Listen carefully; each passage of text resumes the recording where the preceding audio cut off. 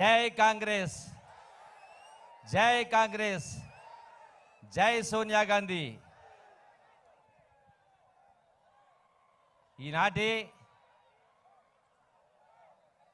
గద్వాల నడిగడ్డ ఎన్నికల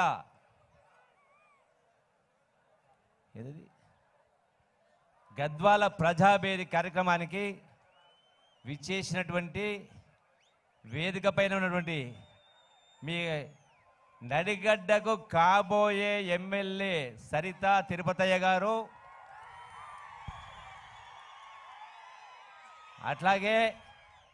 అట్లాగే వనపర్తికి కాబోయే ఎమ్మెల్యే మేఘారెడ్డి గారు, వేదిక పైన ఉన్నటువంటి పెద్దలందరికీ, గద్వాల నియోజకవర్గం నలుమూలలు విచ్చేసినటువంటి నా అక్కలకు, చెల్లెలకు, అన్నలకు, తమ్ములకు, మీడియా మిత్రులందరికీ ఈ శుభ సందర్భంలో శుభాకాంక్షలు, ఉదయపూర్వ నమస్కారం తెలియజేస్తా ఉన్నా. ఈ ఎన్నికల్లో కాంగ్రెస్ పార్టీ చెయ్యి గుర్తుకు ఓటు వేసి, ఓటు వేయించి తెలంగాణ రాష్ట్రాన్ని ఇచ్చినటువంటి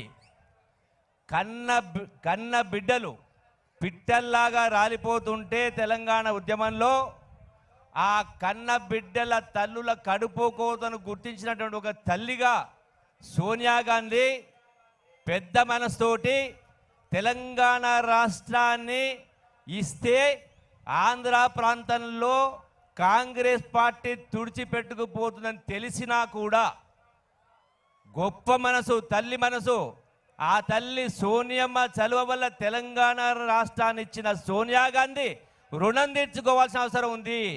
కాంగ్రెస్ పార్టీ రుణం తీర్చుకోవాల్సిన అవసరం ఉంది. ఈ రోజున కేసీఆర్, కేటీఆర్, హరీష్ రావు మాటలు కోటలు దాటుతూనే పొడు మాటలు మాట్లాడుతూ ఉన్నారు.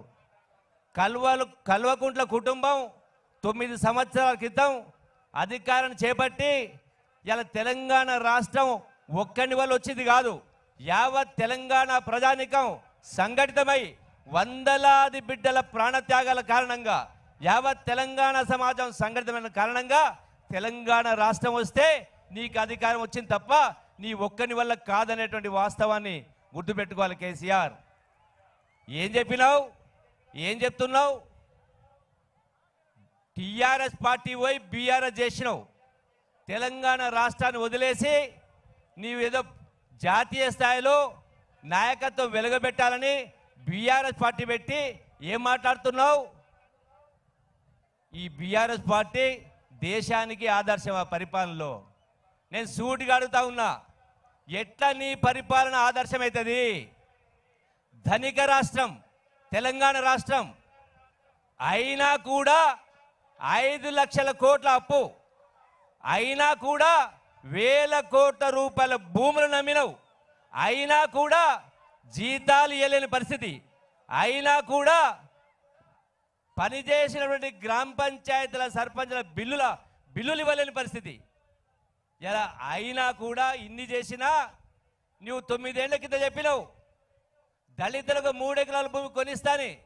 ఈ గద్వాల నియోజకవర్గంలో 1 ఎకరానైనా కొనిచ్చిందా?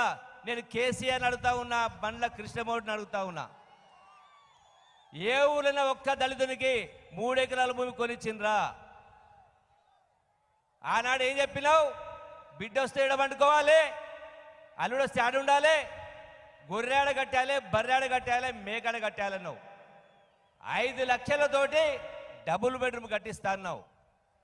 గద్వాల నియోజకవర్గంలో ఎక్కడ ఏ ఊర్లోనైనా డబుల్ బెడ్రూమ్లు ఎవరికైనా వచ్చినాయా? చూపించడానికి ఏదో 4 కట్టేసి గద్వాల చుట్టుపక్కల 4 కట్టేసి గొప్పలు చెప్తా ఉన్నారు.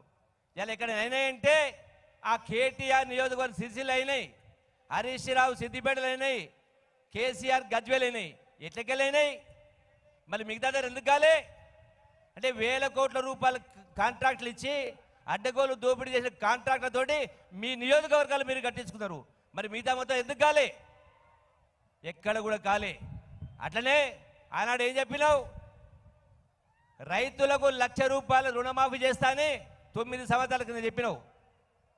9 సంవత్సరాల తర్వాత ఇవాళ చెల్లిస్తూ ఉంటే అది వడ్డీకి కూడా సరిపోలేదు. అట్లనే నిరుద్యోగ యువకులకు ₹3,000 నిరుద్యోగ భృతి ఇస్తున్నావు. ఎవరికైనా ఇచ్చినవా? తెలంగాణ రాష్ట్రం వస్తే ఇంటింటికి ఉద్యోగం అన్నావు. ప్రభుత్వ ఉద్యోగం 2 లక్షలు భర్తీ చేస్తున్నావు. ఎక్కడ భర్తీ అయినవా?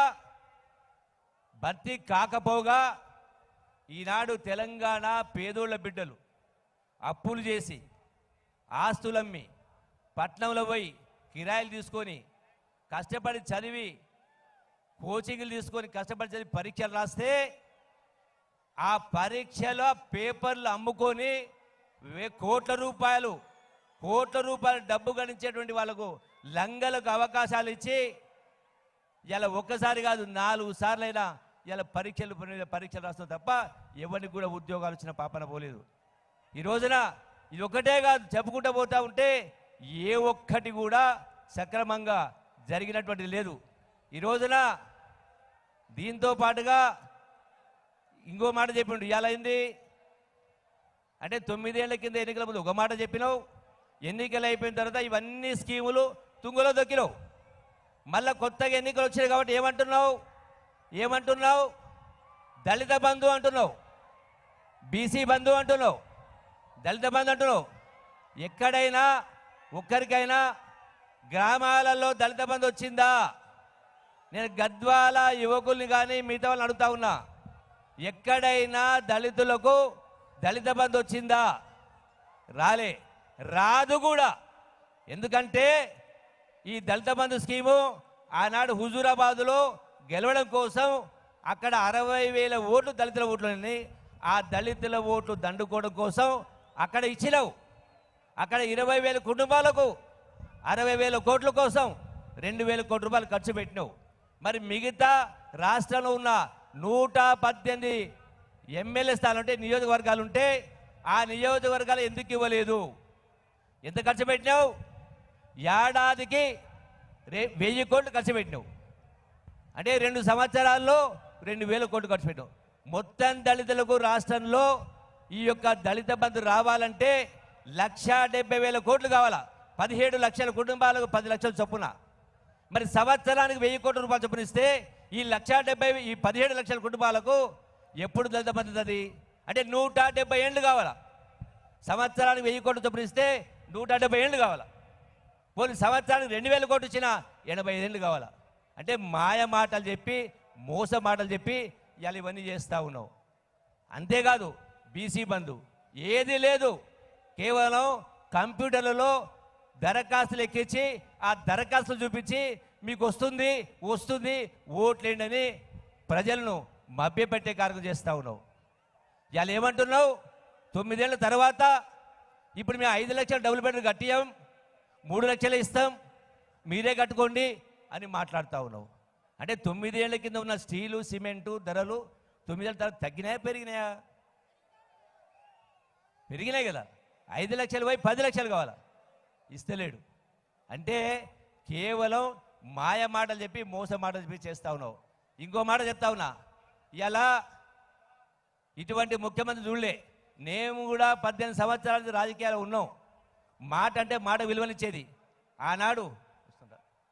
ఆనాడు కాంగ్రెస్ పార్టీ ముఖ్యమంత్రి ఉన్నప్పుడు ఈ రాష్ట్రానికి ఉచిత కరెంట్ వచ్చిందంటే రైతాంగానికి కాంగ్రెస్ ప్రభుత్వ హయాంలో వచ్చింది తప్ప మేలు రాలే. ఇలా గద్వాల నియోజకవర్గానికి సంబంధించి 9 సంవత్సరాలైనా నీవు గట్టు లిఫ్ట్ ఎత్తిపోతలు అన్నావు, గట్టు లిఫ్ట్ ఇరిగేషన్ అన్నావు, రిజర్వాయర్ అన్నావు, 20 టీఎంసీలు అన్నావు. ఇవాళ నేను బండ్ల కృష్ణమూర్తిని అడుగుతా ఉన్నా, మీ ఎమ్మెల్యేలు అడుగుతా ఉన్నా, ఇన్ని సంవత్సరాలైనా ఈరోజు కూడా గట్టు కూడా ఎక్కడేసే గొంగుడు అక్కడే ఉంది. ఈనాటి కూడా అది 20 టీఎంసీలు పోయి 2 టీఎంసీలకు వచ్చింది. ఎక్కడ కూడా దాని ఆనవాళ్ళు కూడా లేవు. అందుకని ఈనాడు ఒకటే చెప్తా ఉన్నా, ఈ గద్వాల నియోజకవర్గంలో కూడా అదేంటి బంగ్లానే ఏమంటారు, బంగ్లానే కాదు, బంగ్లా ఆ బంగ్లా ఈ బంగ్లా అయిపోయింది. ఇప్పుడు సరిత బంగ్లా రావాలా? 2 బంగ్లాలు అయిపోయినాయి. చూసిండు బంగ్లాల పరిపాలన చూసారు కాబట్టి అంటే అంటే ఆ బంగ్లా ఈ బంగ్లా పరిపాలన చూసారు కాబట్టి ఇప్పుడు సరిత పరిపాలన చూడాలి.